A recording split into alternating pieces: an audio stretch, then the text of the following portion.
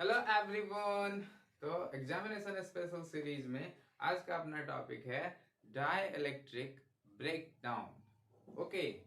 और हम जानेंगे इस वीडियो में ये भी कि जैसे कि हमने जब भी इलेक्ट्रिसिटी और करंट इलेक्ट्रिसिटी के बारे में सुना है, उसमें हमने सुना है कि दो प्रकार के सब्सटेंसेस होती हैं।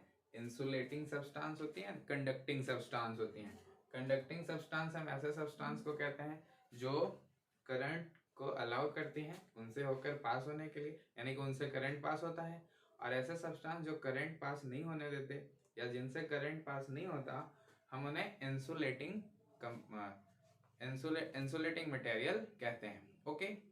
तो क्या कुछ ऐसे भी मटेरियल्स हैं, क्या कुछ ऐसा भी फिनोमिना है जो कि अंडर सर्टेन सर्कमस्टांसेस इंसुलेटिंग होने के बावजूद भी कंडक्शन स्टार्ट कर सकती हैं, या क्या कुछ ऐसा प्रोसेस है जिसमें हम किसी भी इंसुलेटिंग मटेरियल को कंडक्टर बना सकते हैं।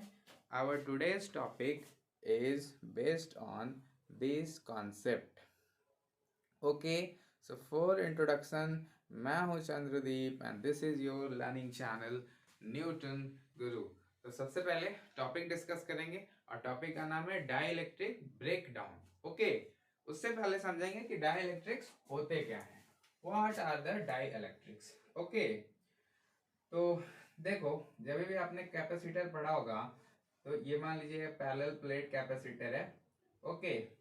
और इनके बीच आपने ये जरूर सुना है कि इनके बीच जब हम के डाई इलेक्ट्रिक कांस्टेंट का डाई इलेक्ट्रिक इन दोनों के बीच इंसर्ट कर देते हैं तो इस कैपेसिटर की कैपेसिटी के टाइम इंक्रीज हो जाती है। यानी कि अगर इंडिपेंडेंट फेज में capacitance of this substance is A epsilon naught by D, then suppose this distance is D. Okay. Then अगर के डाइलेक्ट्रिक कांस्टेंट का हम इसमें डाइलेक्ट्रिक इंसर्ट कर देंगे तो new capacitance becomes equal to K A epsilon naught by D. Okay. यानी कि के टाइम इंक्रीज कर जाता है, जितनी डाइलेक्ट्रिक स्ट्रेंथ का आप कैपेसिटर के बीच में डाइलेक्ट्रिक इंसर्ट करोगे उतना ही टाइम्स उसकी कैपेसिटी बढ़ जाती है। ये आपको पता है अभी तक। ओके। और नहीं भी पता है तो मैंने अभी बताया, आप इसे याद रखेंगे। तो अगर इस डाइलेक्ट्रिक को हम यहाँ से फिर से ऐसे बाहर निकाल लें तो इसका कैपेसिटी कितना हो जाएगा, यानी कि कैपेसिटेंस कितना हो जाएगा, ए एप्सिलॉन नॉट बाई डी। और के डाइलेक्ट्रिक कांस्टेंट का अगर डाइलेक्ट्रिक इसमें हम इंसर्ट करें तो capacity increases to K times. Okay. Okay. Then all those materials, देखिए डेफिनेशन क्या लिखा हुआ है डाइलेक्ट्रिक का यहाँ पे कि ऑल नॉन कंडक्टिंग मटेरियल। सबसे पहले मटेरियल को कैसा होना चाहिए, नॉन कंडक्टिंग होना चाहिए। ओके।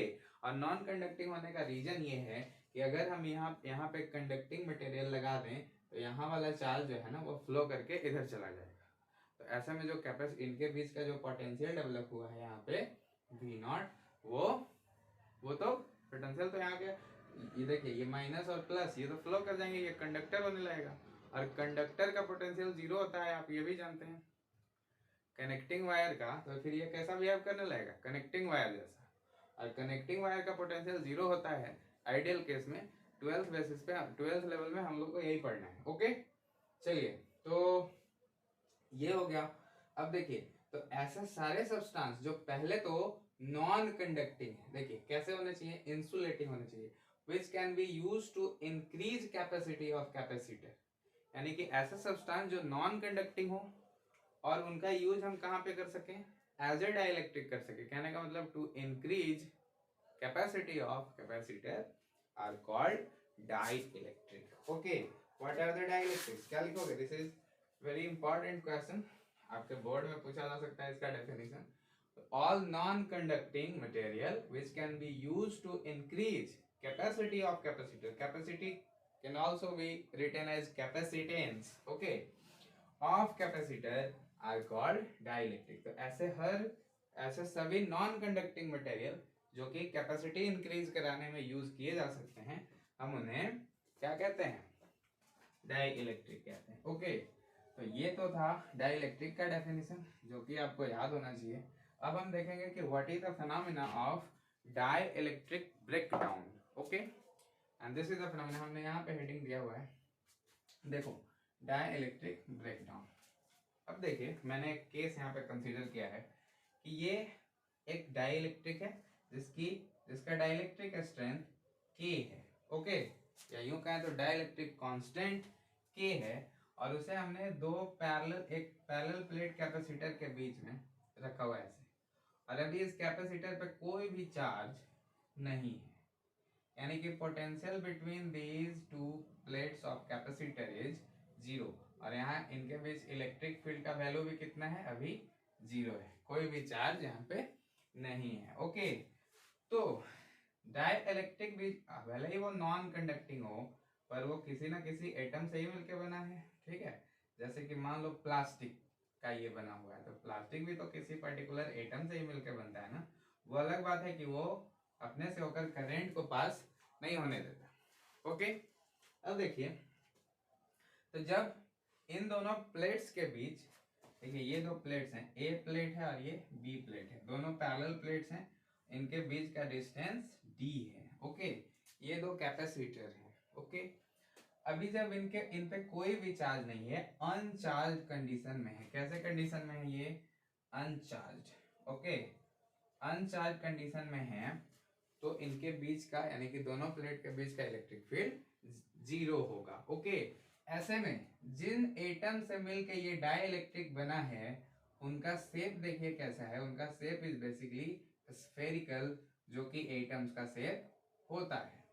ओके, यानी कि there is a definite distribution of negative charge and positive charge of an atom in this case, and they are maintaining their neutrality. Okay, यानी कि अभी इलेक्ट्रिक फील्ड चूंकि 0 है, इसलिए ये इनका जो बेसिक शेप होता है, यानी कि स्फेरिकल एटम जो होते हैं, एटम जो स्फेरिकल होता है, जो आप जानते हो, उसी शेप को मेंटेन किया हुआ है, और यहाँ पे negative charge and positive charge का जो डिस्ट्रीब्यूशन होता है वो वैसे ही डिस्ट्रीब्यूशन में है, और ये न्यूट्रल है अभी। ओके, तब क्या हो, देखिए जब हम इस कैपेसिटर को धीरे धीरे चार्ज करना स्टार्ट करें, तो मान लीजिए इस पे चार्ज हमने सप्लाई करना शुरू किया, यहाँ पे पॉजिटिव चार्ज, यानी कि प्लेट ए पे पॉजिटिव चार्ज और प्लेट बी पे नेगेटिव चार्ज डिस्ट्रीब्यूट होने लगे। Okay, so there is an electric field developed between the plates of the capacitor in the direction A to B। यहाँ पे क्या हो जाएगा, इलेक्ट्रिक फील्ड डेवलप हो जाएगा A से B के डायरेक्शन में, क्योंकि plate A has a positive charge end plate B has negative charge. Okay, तो ऐसे में क्या होगा, देखिए ऐसे में क्या होगा कि ये जो सारे एटम्स के नेगेटिव चार्जेस है ना, या नेगेटिव मॉलिक्यूल्स जो है, जैसे यहाँ पे जो मॉलिक्यूलर डिस्ट्रीब्यूशन हुआ है बेसिकली, उसमें जो पॉजिटिव एंड है या नेगेटिव एंड है, या अगर एटम वो सिर्फ एटम है, तो उनमें जो नेगेटिव चार्जेस हैं और पॉजिटिव चार्जेस हैं, they experience a force, okay, due to electric field. तो इसमें क्या होगा, देखिए जितने भी पॉजिटिव चार्जेस हैं वो इलेक्ट्रिक फील्ड के डायरेक्शन में फोर्स गेन एक्सपीरियंस करेंगे, और पॉजिटिव चार्जेस इलेक्ट्रिक फील्ड के अपोजिट डायरेक्शन में। ठीक है, तो ये नेगेटिव इधर पॉजिटिव, ये जो एटम का शेप है वो कैसा होने लगेगा, देखिए इधर पॉजिटिव इधर नेगेटिव, फिर बनाते हैं इधर पॉजिटिव इधर नेगेटिव, इधर पॉजिटिव इधर नेगेटिव, यानी कि ऐसा होना, ये वाला जो डिस्ट्रीब्यूशन है ना वो होने लगेगा। ठीक है, देखिए यानी कि एटम या मॉलिक्यूल जिस चीज से जो कॉन्स्टिट्यूएंट पार्टिकल है इस मटेरियल के, उनके पॉजिटिव और नेगेटिव चार्जेस थोड़े से सेपरेट होने लगेंगी, एंड द मॉलिक्यूल्स बिकम पोलर्स। ये कैसा मॉलिक्यूल बन जाएगा, इसके अंदर का पोलर फॉर्म में ये अपने आप को रीएडजस्ट करने लगे। There is a definite side of positive charge and definite side of negative charge formed. Okay, now the shape of the molecule or atom inside the dielectric becomes like this. Okay, क्यों, क्योंकि positive charges जितने भी हैं atoms में, वो एक particular electric field के direction में फोर्स एक्सपीरियंस कर रही हैं, और नेगेटिव चार्जेस जो हैं वो इलेक्ट्रिक फील्ड के अपोजिट डायरेक्शन में फोर्स एक्सपीरियंस कर रही है, तो क्या होगा, पॉजिटिव चार्ज नेगेटिव चार्ज इधर मूव कर जाएगा ऐसे स्लाइटली। अब स्लाइटली नेगेटिव इधर मूव कर गया तो इधर स्लाइटली क्या हो जाएगा, पॉजिटिव हो जाएगा। अब देखिए यहाँ पे क्या बन रहा है कि पॉजिटिव एंड बन रहा है, नेगेटिव एंड बन रहा है। ओके, तो यहाँ पे there is a separation of positive charges and negative charges takes place. और ये कैसे बन जा रहा है, देखिए स्लाइटली पॉजिटिव है, ये स्लाइटली नेगेटिव है, यानी कि स्मॉल चार्ज यहाँ पे भी है, स्मॉल चार्ज यहाँ पे भी, और इनके बीच का डिस्टेंस बहुत कम है। इनके बीच का डिस्टेंस क्या है, बहुत कम है। और ऐसा आपने सुना होगा कि जब दो चार्जेस बहुत ही स्मॉल डिस्टेंसेस पे सेपरेट कर दी जाएं, दो चार्जेस स्मॉल डिस्टेंस पे सेपरेट कर दी जाएं ऐसे, तो वो एक डाइपोल का फॉर्मेशन कर लेती हैं, यानी कि वो कैसा बिहेव करने लगती हैं, डाइपोल जैसा बिहेव करती हैं। That arrangement is said to be dipole. Okay, तो यहाँ पे भी क्या होगा, यहाँ पे भी क्या होगा, देखिए कि डाइपोल का फॉर्मेशन होने लगेगा छोटा छोटा, तो बहुत छोटे छोटे डाइपोल बनने लगेंगे and the molecule becomes polar. Molecule कैसा बन जाएगा, पोलर मॉलिक्यूल बन जाएगा यहाँ पे। ओके, अब देखिए क्या होगा, इनके बीच का डिस्टेंस d है सपोज। अब अगर मैं ऐसा करूं कि मैं यहाँ पे एक with the help of the energy source और इलेक्ट्रिकल सोर्स, हम यहाँ पे चार्ज का वैल्यू यानी कि चार्ज का मैग्नीट्यूड बढ़ाते जा रहे हैं, चार्जेस को हम इंक्रीज कर रहे हैं, तो क्या होगा, इलेक्ट्रिक फील्ड इंक्रीजेस। तो ओके, देखिए क्या होता है इलेक्ट्रिक फील्ड, अगर प्लस चार्ज यहाँ पे और माइनस चार्ज यहाँ पे डिपॉजिटेड है, तो इनके बीच का इलेक्ट्रिक फील्ड का जो वैल्यू होता है ना, वो होता है सिग्मा बाई एप्सिलॉन नॉट। वहां पे सिग्मा यहाँ पे क्या है, sigma is surface charge density. और इस पे अगर हम इस सरफेस पे चार्जेस की वैल्यू को इंक्रीज कराएं, surface charge density increases and as well as electric field increases. और जब इलेक्ट्रिक फील्ड इंक्रीज होगा, these two charges experience more and more force due to increased electric field. Okay, समझ आ रहा है क्या बोल रहा हूं मैं। तो चूंकि इलेक्ट्रिक फील्ड काफी ज्यादा हो गया यहाँ पे, और इसलिए ये जो नेगेटिव चार्जेज और पॉजिटिव चार्जेज है ना, वो एक फोर्स जो एक्सपीरियंस करी थी उनका वैल्यू भी बढ़ जाएगा। और इससे क्या होगा, देखिए नेगेटिव चार्ज इधर, पॉजिटिव चार्ज इधर, ये ऐसा डिस्ट्रीब्यूशन बन रहा है। तो इन डिस्ट्रीब्यूशन के कारण small electric field E dash is created, E dash, या इसको हम कह सकते हैं polar electric field, electric field due to polarization of these molecules. ये एक स्मॉल सा इलेक्ट्रिक फील्ड डेवलप हो जाता है अपोजिट डायरेक्शन। ओके, यानी कि जो अप्लाइड इलेक्ट्रिक फील्ड है उसके अपोजिट डायरेक्शन में ये इलेक्ट्रिक फील्ड प्रोड्यूस हो जाता है। तो नेट इलेक्ट्रिक फील्ड अगर उस समय हम डाइलेक्ट्रिक के अंदर की बात करें तो ये होगा E applied electric field minus applied electric field minus polarize electric field, ठीक है, ईपी, ये होगा इसका। यानी कि अंदर का जो नेट इलेक्ट्रिक फील्ड का वैल्यू है ना, वो डिक्रीज हो जाता है थोड़ा सा। और ये जो पोलराइज इलेक्ट्रिक फील्ड है ना, वो अप्लाइड इलेक्ट्रिक फील्ड के बराबर नहीं होता। तो आप ऐसा ना सोचिएगा कि सर जब ये दोनों वैल्यू बराबर होंगे तो क्या इन दोनों के बीच का इलेक्ट्रिक फील्ड जीरो होगा। ये जो वैल्यू है ना पोलराइज इलेक्ट्रिक फील्ड का, ये कभी अप्लाइड के बराबर नहीं हो सकता, क्योंकि यहाँ के चार्जेस डिस्ट्रीब्यूशन बहुत कम है। ओके, लेकिन तब क्या हो, सोचिए माइनस चार्ज जो है ना, वो अब इलेक्ट्रिक फील्ड के अपोजिट डायरेक्शन में, ऐसा समझना, ये है माइनस चार्ज और ये पूरा जो व्हाइट वाला है वो पॉजिटिव चार्ज है, और इसका जो एंड है ना, ये मतलब इसका जो कैप है ये निगेटिवली चार्ज है सपोज। क्या होगा, ये जो कैप है वो इधर फोर्स एक्सपीरियंस कर रहा है, ये जो पॉजिटिव चार्ज है वो दूसरी तरफ, और हम इलेक्ट्रिक फील्ड की वैल्यू बढ़ाते जा रहे हैं, ठीक है। बैटरी का यूज करके हम यहाँ पे चार्जेस की वैल्यू बढ़ाते जा रहे हैं, और इलेक्ट्रिक फील्ड का मैग्नीट्यूड भी इंक्रीज होते जा रहा है। और इंक्रीज होने से क्या होगा, फोर्सेस यहाँ पे इंक्रीज होंगी, पॉजिटिव चार्ज को उधर खींचेंगी, नेगेटिव चार्ज को इधर खींचेंगी। मतलब तुम ऐसा सोचो कि तुम्हारे दोनों कान पकड़ के दो लोग खींच रहे हैं दोनों तरफ, और दोनों तरफ फोर्स बढ़ाते जा रहे हैं, तो लास्ट में क्या होगा, पुल आउट हो जाएगा इसका। एक्सपेरिमेंट ना करें ऐसा, ठीक है। तो ऐसा होगा ना, इस पे फोर्स बढ़ते जा रहा है, बढ़ते जा रहा है, बढ़ते जा रहा है, एक पॉइंट आएगा जब क्या होगा, जो एटम है ना ये वो आयोनाइज हो जाएगा, negative charges and positive ions forms inside the dielectric. ऐसा होगा, नेगेटिव चार्जेस इधर निकल गई तो ये जो न्यूक्लियस बचेगा वो पॉजिटिव आयन में कन्वर्ट हो जाएगा, यानी कि this nucleus becomes positive ions. And जो ये वाला यहाँ से नेगेटिव चार्जेस फ्री हो रही हैं वो नेगेटिव चार्जेस बनेंगे उसमें। अब देखो इस डाइलेक्ट्रिक के अंदर इस समय क्या होगा कि पॉजिटिव आयंस भी चार्ज कैरियर बन जाएंगी और नेगेटिव चार्ज जो बन रहा है यहाँ पे वो भी चार्ज कैरी करने लगेगा।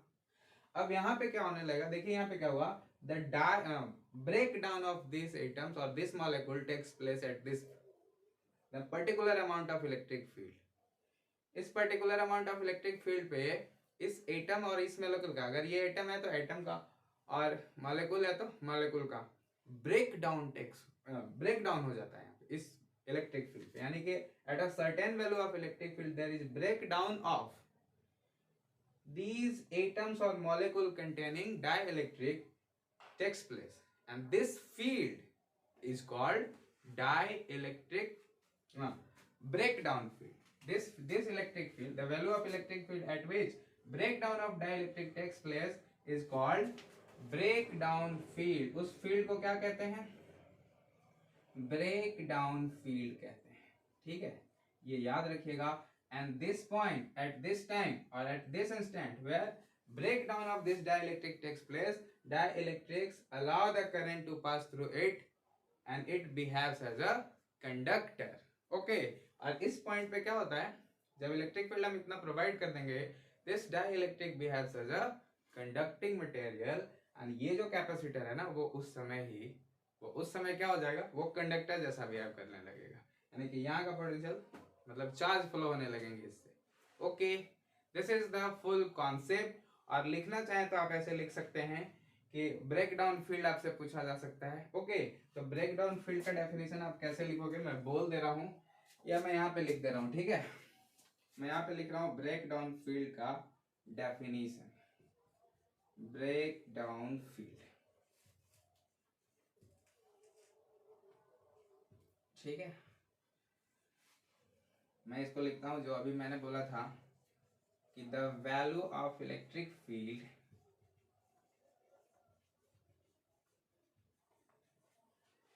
at which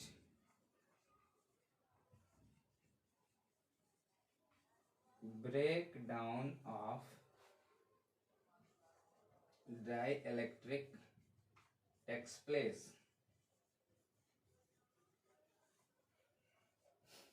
is called dielectric breakdown.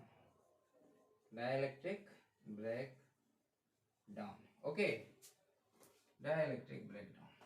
This is the definition of dielectric breakdown field and dielectric breakdown का प्रोसेस आपने पूरा सुना।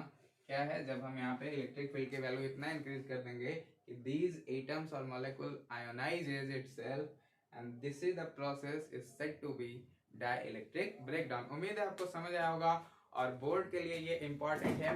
ओके, तो अगर ये चीज़ें समझ आती हैं, आपको ये कॉन्सेप्ट समझ आता है, तो आप सब्सक्राइब कर सकते हैं, चैनल को शेयर भी कर सकते हैं अपने दोस्तों के साथ। आज के वीडियो को ख़त्म करते हैं। That's all.